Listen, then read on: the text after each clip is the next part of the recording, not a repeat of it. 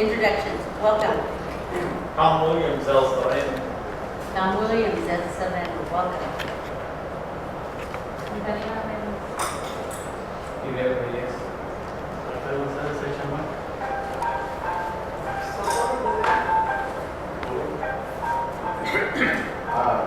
Stefan Molina, Los Angeles Land Trust. Abraham Macau. Rubén Borges. I come to the meeting Your name, please?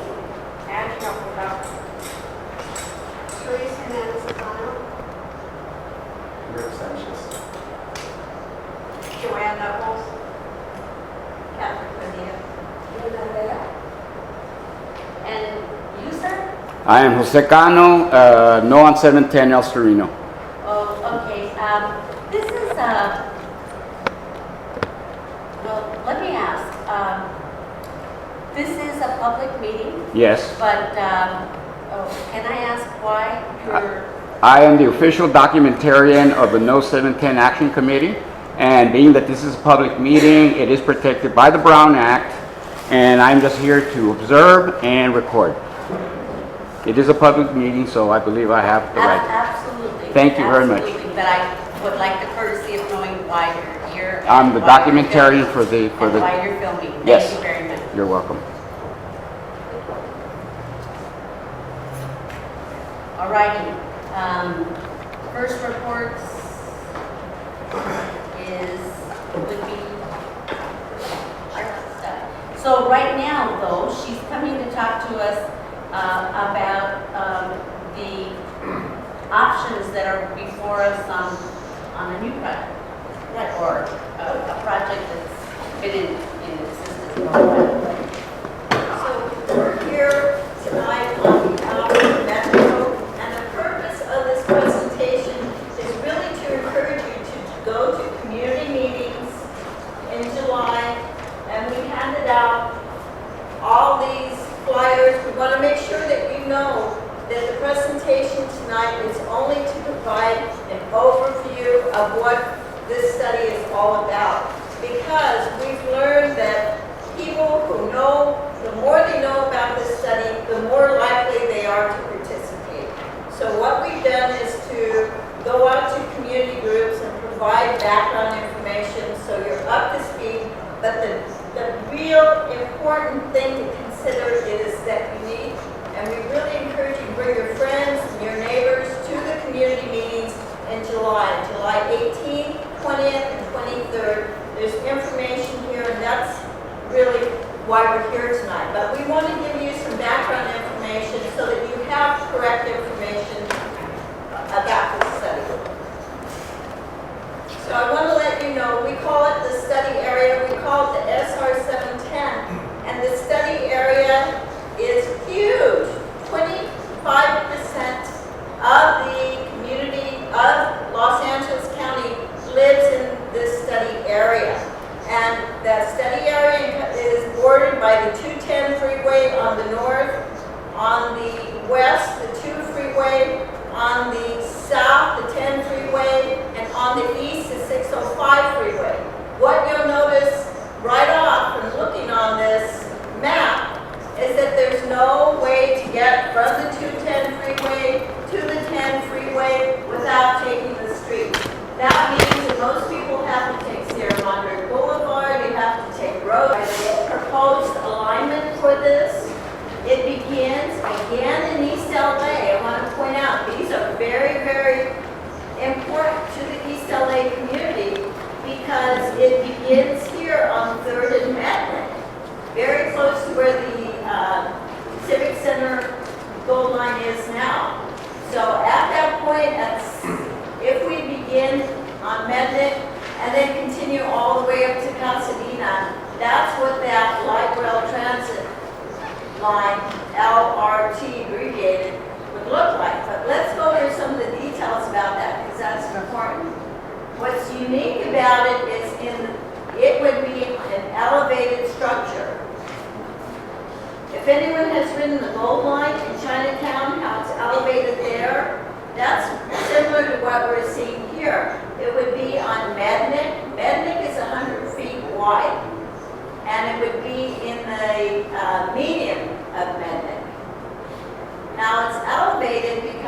Oh, and it would continue down Mednick. Let's go to that map again.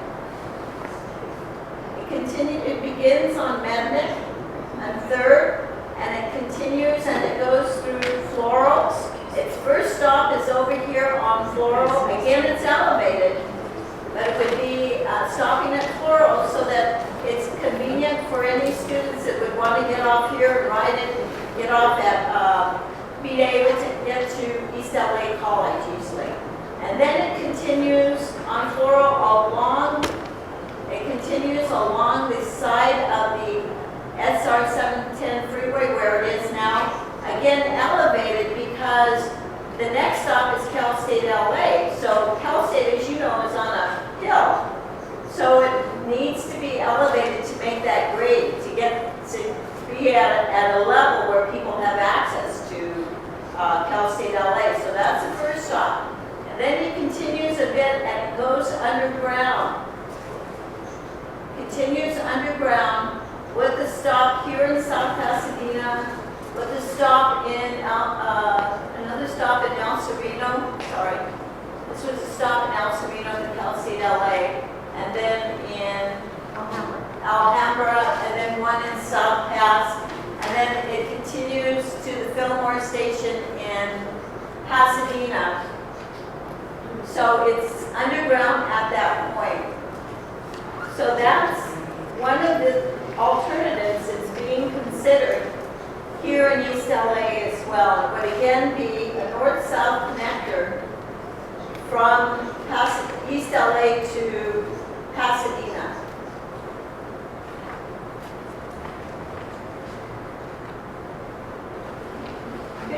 Here's a picture of the aerial structure. Here's a picture of where it goes beneath the ground. And at this point, it's about 30 feet at least. So that's the depth that would be approximately. It says 50 actually, but I think it's between 30 and 50. Depends on where it is because it's descending. And then it's ascending at certain points too. So the fourth concept or the fifth concept then is the freeway tunnel. That again begins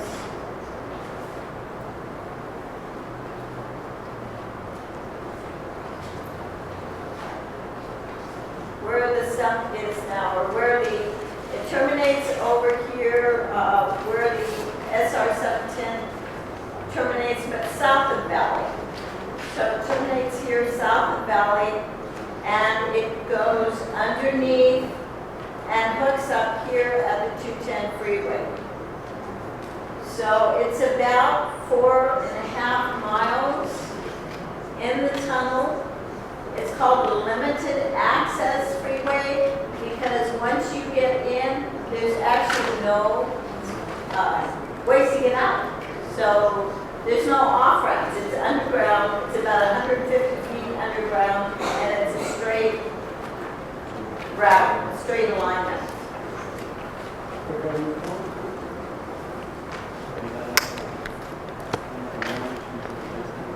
So, well, someone just pointed out. Here's a picture. Here's a section of the potential tunnel that's being studied, and there are some refinements. Here we show 2 bore tunnels. It could be that with only one bore is also being a single bore. A single tunnel is also being analyzed. One thing we want to point out is there would be no tankers allowed in this. And then also, one thing that's important to know is there's fire and life safety systems within it. But one advantage to this is there would be no physical impacts. But keep in mind that all of these different alternatives are being analyzed for, number one, how close do they come to the purpose and need statement? Do they reduce? How do they perform in terms of increasing mobility and decreasing congestion? And then the other thing that's being analyzed, of course, is what are the impacts associated with each every one of these alternatives. And all those different aspects that we talked about are being described and analyzed and will be presented in a draft environmental impact report in winter 2014. When that happens, then you will all be invited again to another meeting so that you can learn about this, and the report itself, you can get it and read it yourself. It'll be available at all the libraries. So what we are doing at these meetings in July is giving you just an update of this very, very brief overview that we're talking about now. We've been providing outreach meetings. We've been going out to groups like you so that you're brought up to speed so you can be up to date. When you come to the meetings in July, you will have at least a background of what's being presented at those meetings. We've also engaged a number of people and have done a number of presentations. We have a number of outreach tools. I want to make sure that you know that if there's any information that you need, you can access it through these different vehicles. The other thing you can do is give us your contact information, and we can send you information as the meeting are coming up. The other thing is we can provide updates for you on a regular basis. So that kind of gives you a background. Again, it's just intended to provide an overview of the alternatives. If you have any questions, we're going to respond to that now. Thank you. Is there questions? Okay, so, no questions from the, yes,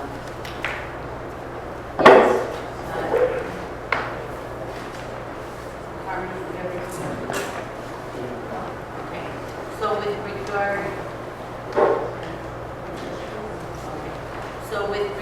to the freeway tunnel option number 5, that was one of the ones that didn't have an impact on East LA, in that it starts outside of East LA and it just continues on until you get to the 210.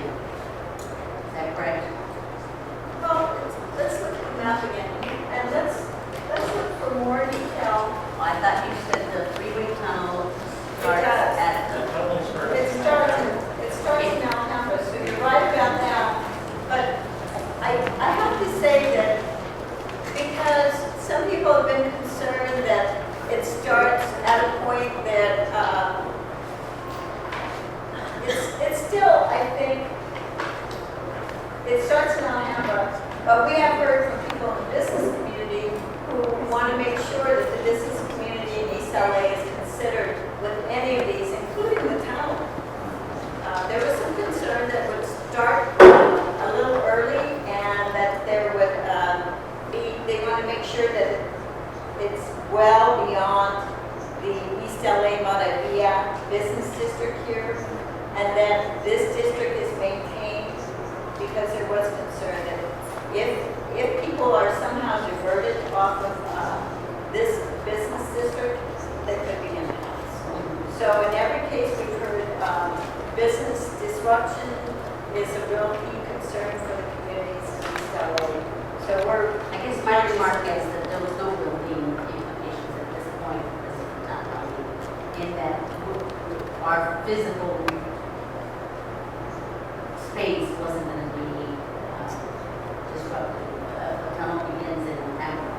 it would, but keep in mind that it doesn't just begin and go. There's a cut and cover portion, so there's always construction impacts and staging that is considered and identified in the draft environmental impact report. So I can't say that there wouldn't be any impacts at all. I can say that any impacts at all would be identified, and there would be mitigation measures identified in the draft environmental impact report.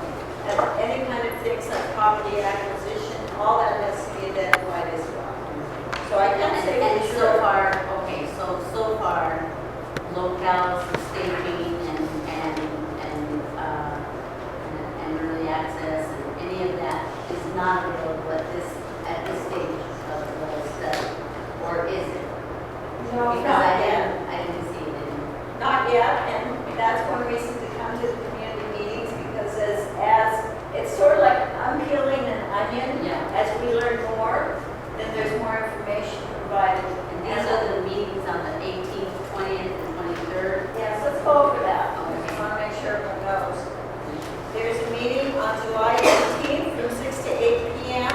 Everyone's invited. Please come in El Sereno, 6 to 8 p.m. On Saturday, July 20th. Where now? Over at Los Angeles Presbyterian Church. It's on Eastern Avenue. It's at Church on the Hill on the left-hand side as you're going north. And there's plenty of parking, so it's very easy to access. On Saturday, July 20th, from 9:30 to 11:30, there's going to be a meeting at Blair High School in Pasadena. And then on Tuesday, July 23rd, from 6 to 8 p.m., there's going to be a community meeting at Monterey Park. So again, everyone come, and the comments that we hear from you here are reported back to the technical team. So you will have an opportunity to provide input, and there'll be a more formal opportunity when the draft environmental impact report comes out in winter 2014. But in the meantime, when we have our community meetings, we're there listening and documenting all the issues and concerns you have. So be assured that everything that we hear, that's why when I hear asking, is there concern in East LA, is there any kind of impacts? Well, I can't say exactly, but I can tell you what I've heard from people, and I want to make sure that we're conscious, because the whole team now knows what we heard from the community and from businesses in East LA. And can you go over option 4 again, the light rail transition? Yes. What I'd like everyone to do too is, if you take a look at the handout I provided, it's the third sheet. And if you take a look at the map on the back, you'll see there's a legend here. Does everyone have it? Yes. Would you like it now?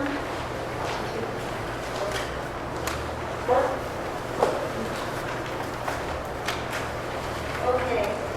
What I want to point out is on this legend, you'll see this little box.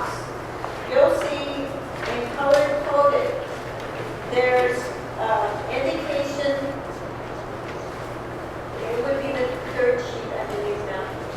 There's an indication of how the rail runs in terms of, is it elevated, is it below the surface?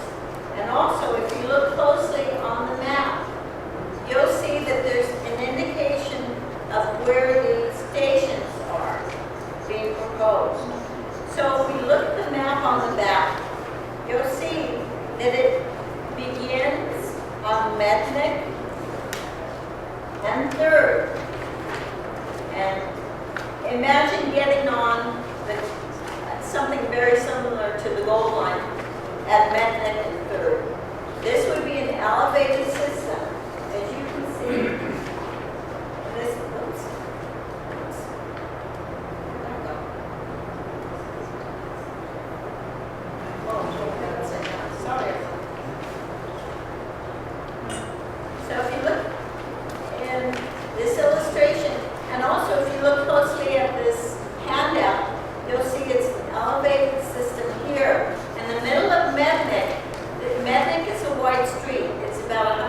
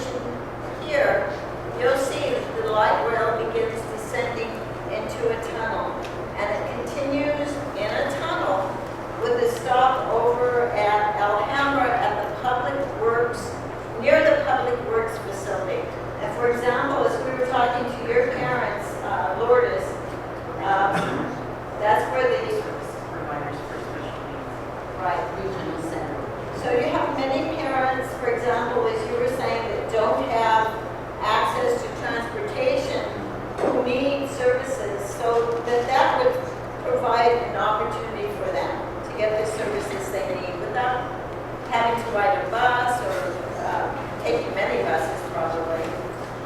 So it continues underground, being the service. Or for the, sorry, Go ahead. or for those of us who shop at Kohl's. Just saying, just saying. Just saying. Just saying. So it continues then up to Alhambra, up to Huntington Drive. With a stop right on Huntington, very close to Huntington, and, well, again, we're on Fair Oaks. So there's a stop there. And then it continues with the next stop at South Pasadena, and then again it continues up to Fillmore Station, where the Gold Line Station is now. So that's what happens there. So, Can I ask a question? Can I ask a question? of course. Yes. The tunnels, and you notice in the map, East LA is most of it, 3/4 of it is elevated, right? And then when we get to Alhambra, Huntington, South Pasadena, it's all tunnel. Yes. Right? Why can't you make the whole thing tunnel?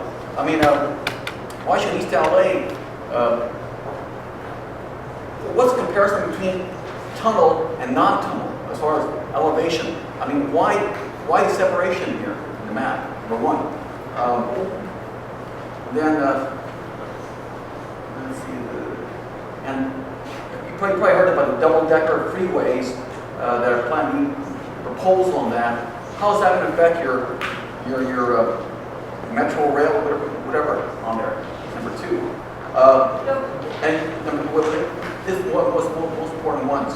There is how does eminent domain, you said it's not going to affect anything at all, but quote unquote, you said we need property. How is eminent domain involved in anything at all? You can answer that one. Let me address that first. Thank you. That's one I remember first. Right. We're talking about property acquisitions. Right. And with each of these alternatives, other than probably no build and TSM, there are property acquisitions associated with them. And Resident? yes, well, not just residents, I can't say for sure. I just know that some of them are commercial, some are residential. So all that will be identified as part of that report that we talked about way at the beginning. That has to be identified for each, and that will be in the environmental document that's coming out in winter 2014. There is property acquisition that will be identified for those. And you might, Yeah. might want to look at the list of items that are going to be on the wall. That Or are you going to don't be disagree with me, you can't see it all. I think that's very important, okay? As far as the residents and the property is concerned.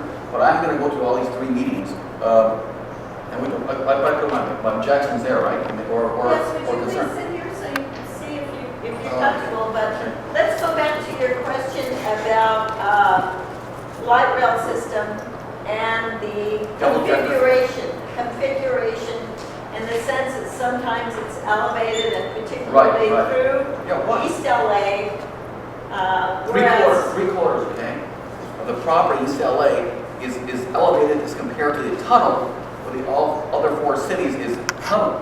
They're all tunnel. What's the comparison? I mean, why East LA above ground and the rest hidden tunnel underground in the cities? That's my question to you.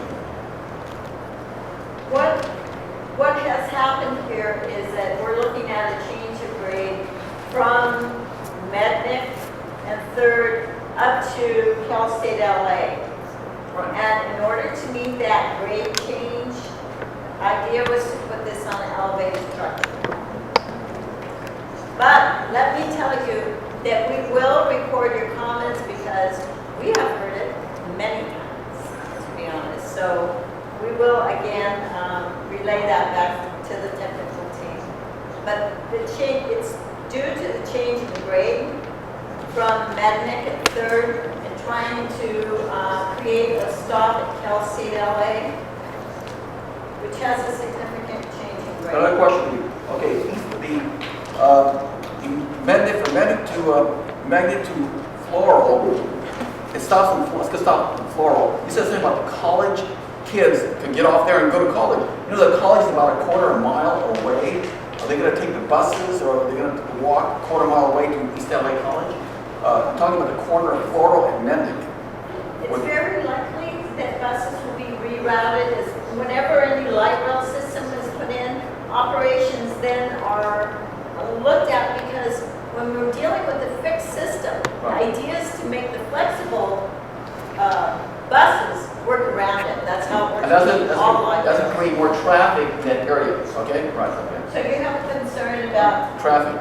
traffic. The corner. The impacts associated with a stop at Floral. What's going to happen is you're going to bring a lot of people to the corner of Mendick and Floral. Eddie, you need to permit her to answer your questions before you fire another person. Okay, good. Okay, just please. That's my question. Thank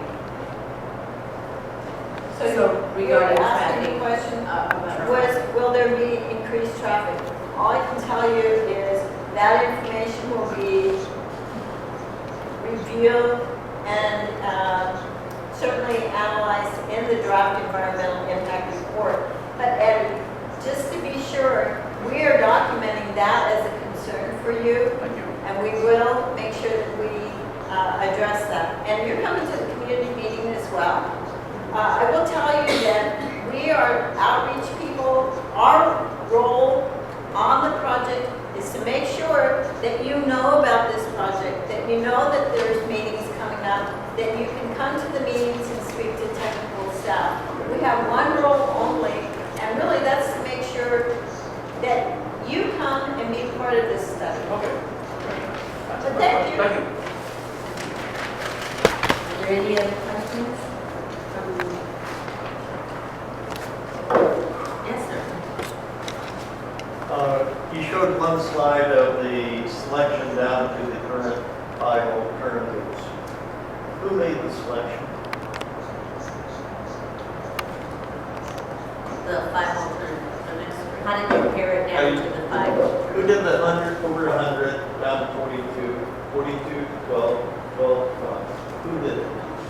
Metro staff works very, very closely with the technical team. Ultimately, it's Metro staff and the technical advisory committee, which is represented by members from each and every single city and jurisdiction on the study. And they are all part of this Did that process. include the staff of Gloria and Molina? There is a staff person from Supervisor Molina's office. No, there is a staff from the Supervisor Molina's office here, or there is a No, staff on the technical on advisory. the technical advisory. Yes, there is. It's one make sure, right? Maybe not a staff person from that. It's more accurate to say there's a staff person from the county represented on that commission. Not particularly an elected official, because if we go back to the composition of the groups that provide input on this, let's look at this. The Stakeholder Outreach Advisory Committee is comprised of members of elected official staff, and that's where they would sit. The Technical Advisory Committee is all technical staff, that includes public works directors, in many cases engineering staff. Does that answer your question, sir? Does that answer your question? Oh, yeah. Okay. Does that answer yours? The documentarian who was just going to document and did you have a question? Yes, I directed to the staff of Supervisor Molina. At Thursday's Metro meeting, Metro tried to get an accelerated funding request through for the 710 tunnel, and it was defeated by an amendment by Aaron and Jerry. So accelerated funding was taken out away regarding 710 tunnel. And I'd like to ask them why Supervisor Molina abstained. She left the room when the vote when 2 votes occur for the amendment and the final vote to approve the accelerated budget without the tunnel. Now, if you can maybe get an answer why Supervisor Molina disappeared from the room and it came back shortly after all the votes were taken. Unfortunately, I can't answer that, to be honest, I apologize. We do have a transportation deputy, and I can definitely have her call you first thing tomorrow. That's not a problem. But I apologize, I don't have that information. I can't speak on that. yes, ma'am. Nothing was mentioned here, but I think everybody should know that the tunnel, the car tunnel. Okay, do you have a question? Yes, I'm going to make a statement and then I ask why it was not mentioned in any of this presentation. The car tunnel, freeway tunnel, the only way it can be built is if it's a toll tunnel. And there was no mention here at all of that fact. And I'd like to know why that isn't the case, since Metro has done studies of it as a toll tunnel. And they've stated that the only way it can be built is a public-private partnership where they collect tolls. So your question is, Why there was no mention of this in your presentation about the tolls on the tunnel, freeway tunnel? let's take a look just for clarity. I just want to illustrate that there is mention of this. One of the things we're looking at, we looked at the alternatives, and as part of this study, and where we are today, is looking at how do we refine the alternatives that we're talking about that I presented to you. Here's some of the alternatives and refinements that we're looking at now. Is the tunnel with or without tolls? And is it with or without trucks? So in fact, even though I didn't mention it, let me just state it now, that in fact that will be analyzed, whether there will be tolls associated with this tunnel, how do we pay for it, and will there be trucks allowed in the tunnel, with or without. That's being analyzed as part of the freeway tunnel. So let me be real clear. Trucks are not tankers. By the way, it's still clear that tankers, that's like gas or something carrying petrol, any kind of chemicals, are not going to be allowed in the tunnel. Here's the other thing I want to point out is that because we're looking at with or without tunnels, with or without trucks, we're also looking at whether this will be a double board, as illustrated, that means 2 tunnels, as illustrated on the handout that I gave you, or will it be single board? Because that's also, there's probably a correlation between whether it's a tunnel with tolls or without tolls. So that's being looked at as part of these design refinements. So yes, the alternatives are being looked at and with a number of refinements. And that's one of the ones that Ms. Nuckols just brought up.